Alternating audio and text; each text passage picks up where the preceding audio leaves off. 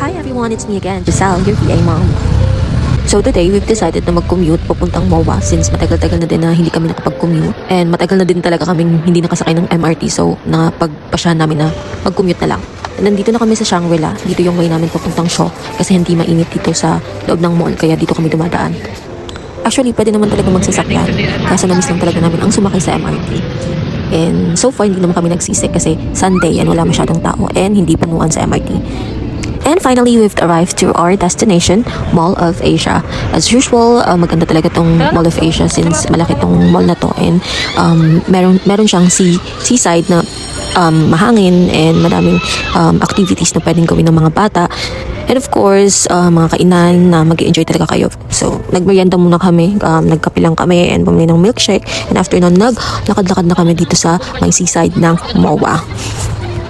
Ayan na nga, ang saya-saya ng babaeng iyan kasi 2 weeks ba namang hindi nakalabas ng bahay yan dahil nagkasakit siya. So ayan, si pabili ako, pabili niyan. Ganyan yan siya pag umaalis kami. Pero hindi naman siya namimilit pag hindi ko nabilhan. Ang ganda lang talaga ng view, kaso nasasayang lang dahil tinatambakan nila. Ewan ko kung anong trip ng mga tao, pero hindi sila mapalagay. Parang lagi sila may gustong gawin. Ang dami naman pwedeng pagtayuan ng buildings, bakit yung dagat papapakailaman, diba? So, maglilibot muna kami para i-enjoy yung sarili namin. So, ikot doon, ikot dyan. Pakalikot talaga ng babaeng iyan.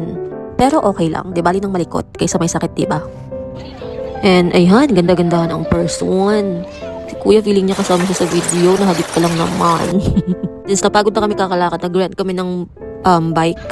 So, 350 pesos for 1 hour. Medyo mahal siya, to be honest.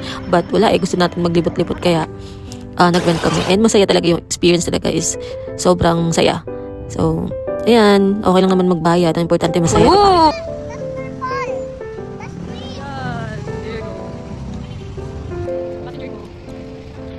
And sobrang nag-enjoy talaga yung anak ko. So, ayan. Kasi nagreklamo na siya, naglalakad daw siya ilang beses siya naglalakad at papagod na daw siya. So, no choice na ang ina. Nagrenta lang talaga ng bike para, hindi siya bike, electric e-bike siya. So, ayan, stroll lang. And may nakita kaming dog, sobrang cute.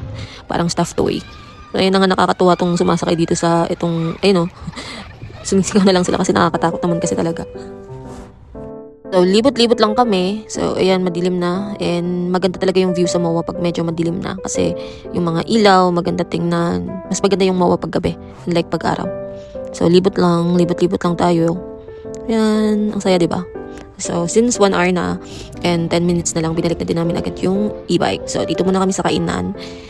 Dito kami kumain kasi mahangin and ayaw namin dun sa loob ng mall. Kasi nakakaumay na. So, ayun, sayo nga ng sayo yung anak ko dahil maganda yung tugtog. Tuwang-tuwa siya. Taray.